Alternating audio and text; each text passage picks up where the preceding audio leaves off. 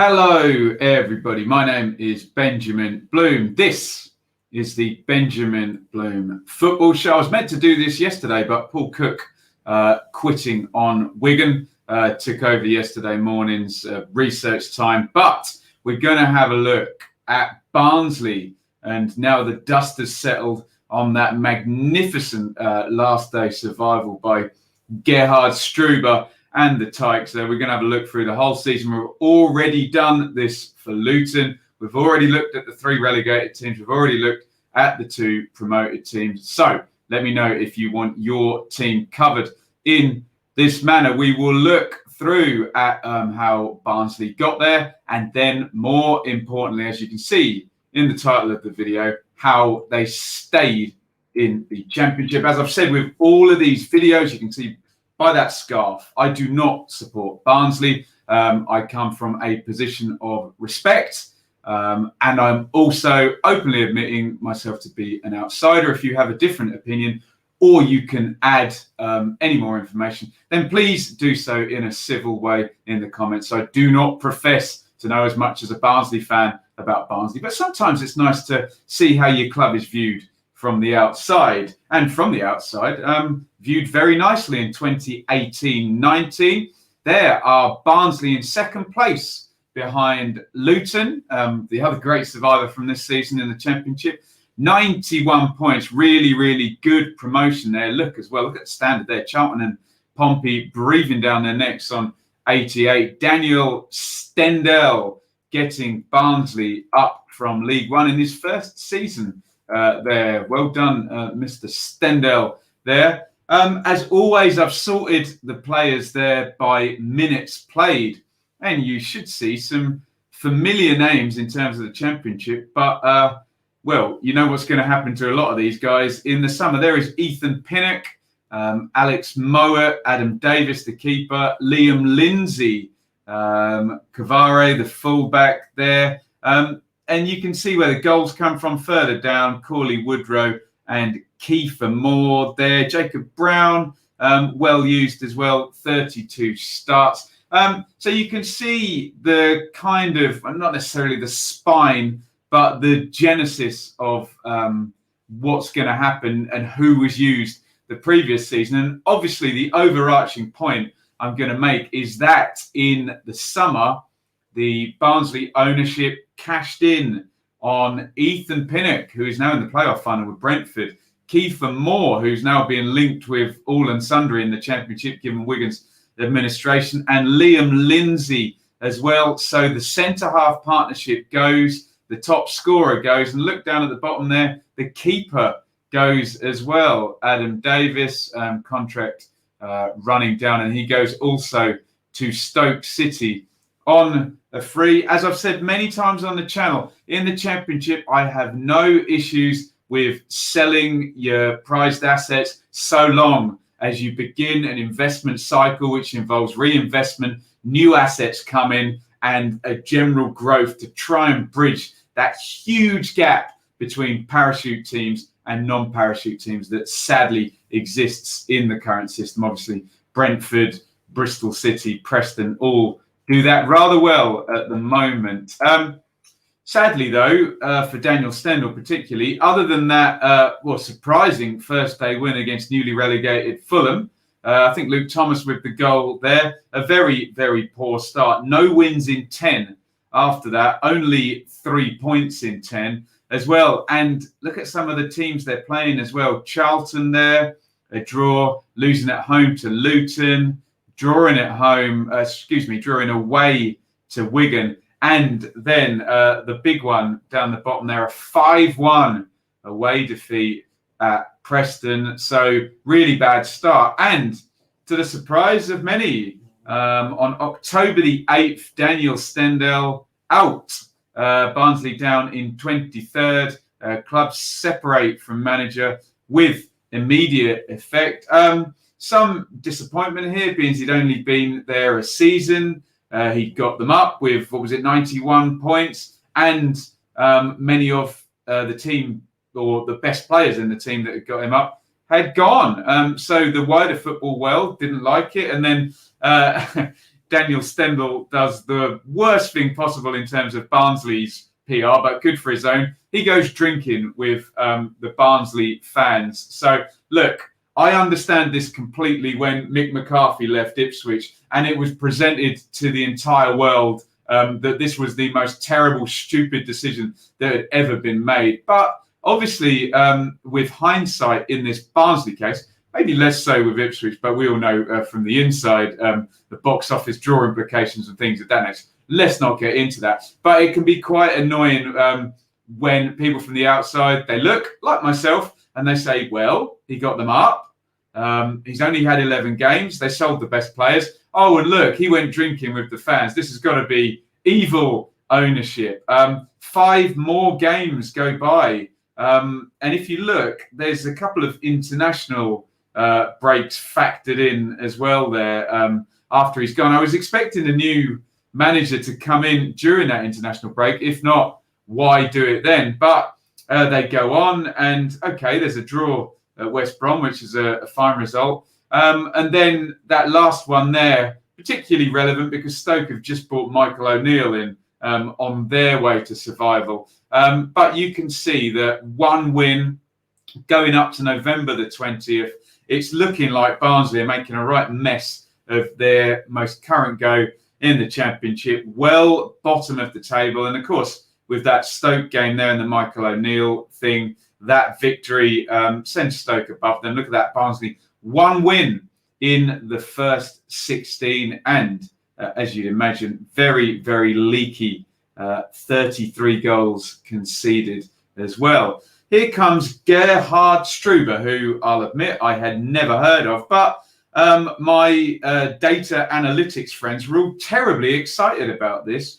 Wolfsberger AC boss Gerhard Struber in on a 2.5-year contract. The 42-year-old guided the Austrian club to a 3rd place finish in his country's top tier, qualifying for the Europa League. Wolfsberger are bottom of their Europa League group, 3 points behind leaders Istanbul, Başakşehir, but did draw with Roma. So known on the European stage, indeed, there. Struber comes in and look there. I don't know if we're causing correlation, but you can see a clear pickup going up to year end. They're 3 wins in 5 games there, including a spectacular 5-3 against QPR and a Connor Chaplin hat-trick in that. And by God, look, a clean sheet there at the bottom. And that's actually going to become quite an important factor. And he gets Connor Chaplin playing pretty much straight away there. Player of the month there in December with 5 goals in 6 games. The start of something, perhaps. In comes Michael Solbauer, a little bit of experience. Ritzmaier and Ludwig, the 3 players in January, 2 from Wolfsberger, Struber's old club. And he's going to need Solbauer because crowd favourite there, Bambo Diaby, suspended by Barnsley from playing for the club after receiving notification from the FA investigating an anti-doping violation. I'll go no further, but that is a sore point with the Barnsley ownership still. And forgive me, someone fact-check me and let me know if that has been resolved in the comments. But he certainly didn't finish the season outside of that suspension. So we go along up to lockdown, and you can see still a lot more defeats, but a big ray of hope with that strange. I mean, you can include the draw there, but 3 straight wins and 10 points in 5 games there, including a walloping of Fulham away from home, a win over Borough, and then a win at Hull. And you can start to see some clean sheets in winning games starting to appear and some tight games being won. And you can also start to see a very strange mode at the bottom of the table where the tide is going to rise. Stoke are going to have good form. Huddersfield are. Luton are, and Barnsley are, and that points total is going to be, I want to say artificially because it is what it is, but it's certainly going to be much higher than previous seasons. The standard maybe at the top of the table, a bit lower points-wise, but at the bottom, starting to get higher and higher. And I'm starting to predict at this point, someone's going to be relegated with nearly 50 points. And lo and behold, I'm going to turn out to be right. There are the lockdown positions as we go in on the 7th of March, the last game before lockdown, and Barnsley are still bottom, and they are 7 points adrift there. Look at Wigan as well. Still, remember, their ownership fiasco has not quite yet happened. Barnsley, their ownership is certainly standing up for themselves. That during lockdown, really pushing the EFL in respects of, firstly, the Bambo Diaby, the speed that thing's happening. And then, as you could see in that report there, I think it's Yorkshire Evening Post that got that from, and Stuart Rayner there, accusing the EFL of appalling governance and that they will not passively accept a relegation whilst, and they're talking specifically about Sheffield Wednesday, not Derby, but whilst there are FFP matters. So, and they're not just going to sit there and be little old Barnsley and stand by and take it. And by God, they're not going to sit back on the pitch as well. Back from lockdown, and look at that, 7 points from the first 3. And all of a sudden, this leaky team over lockdown, have they learned to defend? Look, clean sheets in important games and in tight victories there, away at QPR and then at home to Blackburn, and shutting Millwall out there for 7 points in the first 3. It was all looking very good until a wallop in there at Stoke sent them into 2 very important games. And nerds like me were looking at Barnsley's last 3 games and saying, look at those opponents in the last 3. It was going to be Leeds, Forest and Brentford, but all the opportunity was there in games against direct rivals there, Stoke, Luton and Wigan, but they're only going to take 2 points from those 3 games, a big defeat at Stoke. And they were behind at Luton, but the XG says they could have got something from that. I think a Halme equaliser there, but they needed a win, and then they couldn't beat 10-man Wigan as well. And I have to say it, I went on this very channel and said, look, Barnsley, they've had their chance now. They played the direct rivals. They didn't beat them, and they're going to pay ultimately for the time it took. I think we're talking October the 8th to November the 20th, so just over a month. I said Barnsley will now be relegated because they took too long to hire Gerhard Struber. And I'm not a man who could admit I was wrong, and I was wrong. Here is the table with 2 to go. Look at that. Look, we do have to factor in now that Wigan have been insanely plunged into administration by their owners. So they are on 45 points, but not in the relegation zone if you factor in their goal difference. So Barnsley are bottom of the league with 2 teams to overtake. Look where Hull are. Look where Charlton are as well. You can see Luton and Barnsley got their timing just right. And speaking of timing, here comes a sensational last 2 games for Barnsley. 93rd minute winner against Forest. So 92 minutes into that game, Barnsley were relegated, essentially. But the extra 2 points, look at the XG as well, 2.64.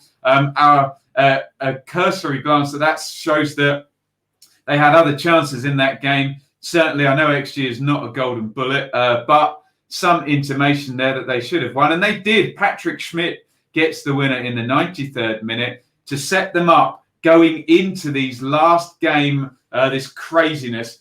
But they're going to go away at Brentford. So they've got a chance. But have they got a chance? Brentford are playing for the top 2. Remember, Charlton were also going to Leeds, who were already champions. And Wigan were hosting Fulham as well. Hull playoff chasing Cardiff. And Luton had Blackburn. And we all know that going into stoppage time in that last game, Barnsley were going down. Hull were already cooked underneath them. Wigan were drawing at Fulham. Charlton were losing at Leeds, but I believe it was going to be enough for Charlton to survive. Luton had done their bit and were winning against Blackburn, but it was 3-2 at this point. You can see there in the first half of their game, Barnsley had the lead against Brentford, but Josh De Silva there scores on 73, and everybody, me included, is sitting there thinking, can Brentford get the goal to get promoted?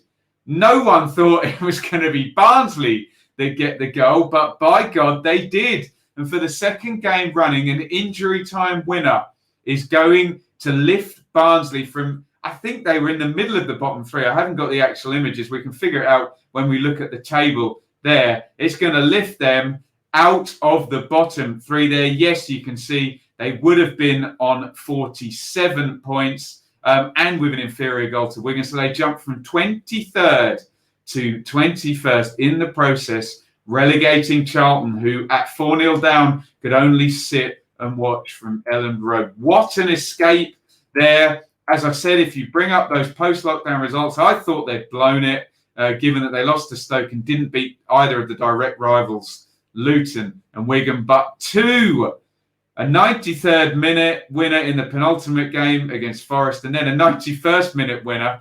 Bear in mind, Forest were in 5th place when Barnsley played them, and Brentford were in 3rd place. What a last couple of games. There is the final table. Survival. I know I'm going to get comments that say, but Ben, what happens if Wigan have their appeal upheld against their 12-point deduction? Well, that is happening tomorrow. I'll have to make another video, won't they? And also, the Sheffield Wednesday issue does mean Barnsley could even go up another place. So, look, that's why Barnsley are writing letters to the EFL about appalling governance. If you want to have a look there at the table under Gerhard Struber, and you could even say, look, it's an extra day there, and Forest got an extra 3 points. That they were the 12th best team, but 13th best team under Gerhard Struber in the league. And remember, for those people drawing the comparison with Wigan and Barnsley and saying Wigan hard done to, well, Wigan were the 13th best team without the deduction across the whole season. Well, Barnsley were actually the 13th best team under Gerhard Struber. How did he do it? Remember, he did it without Kiefer Moore, the top scorer. He did it without Davis, the goalkeeper from the previous season. He did it without Lindsay and Pinnock, the centre-backs. But I've sorted as ever by minutes played, and you can see Alex Mowat, Brown, Chaplin, Woodrow, Mads Anderson are signing there, Williams, Luke Thomas as well, used, Halmay are signing, Diaby, well, we've spoken about that. Collins, well, in the end, sharing the jersey there. Barra, a lot of the signings used. Solbauer was an important one. But what I want to draw your attention to, I'm not going to read the names. I'm going to read the ages now. 25, 22, 23, 25, 22, 20, 21, 22, 22. Even go down to Ludovic, who arrived aged 19 as well. A hell of a lot of young players used, and they just managed to hold out. And a couple of the basket cases. Look, I'm going to give credit to Barnsley in a second when I bring this slide up, but they just hung in there long enough so the basket case ownership issues at Hull, Wigan and Charlton could all manifest themselves. Now, that's not taking anything away from Barnsley because they have good ownership and those three teams had bad, but they just hung in there until that 91st minute of the last game and did it. Here are some theories from me on how did Barnsley survive. I've said before, that top one there, cash in on assets, but do it early if you're going to do it. I'm perfectly happy for teams. We said the same thing about Luton. They sold James Justin and Jack Stacey, but then they did it at the start of the season and they allowed the players to come through and develop. Let's compare to Charlton, who did not cash in on their assets, even though they went early. Bauer, Aribo and Fosu all went for nothing. And then talk about Hull. If they'd sold Jared Bowen at the start of the season, could they have survived? Could they have brought in a higher caliber of player and had them the whole season to develop? So if you're going to cash in on your assets, that's fine by me. Do it early. Barnsley did that. Get the right boss. Everyone snorted when Stendhal was fired. And I, even 2 games from the end of the season, was saying they took too long to get him. But in the end, Barnsley have survived and they've got a boss that now everyone is saying, look, this guy's really highly rated. Can Barnsley now push up into the middle or even higher in the table? They waited for the right boss, and in the end, they were proved vindicated, weren't they?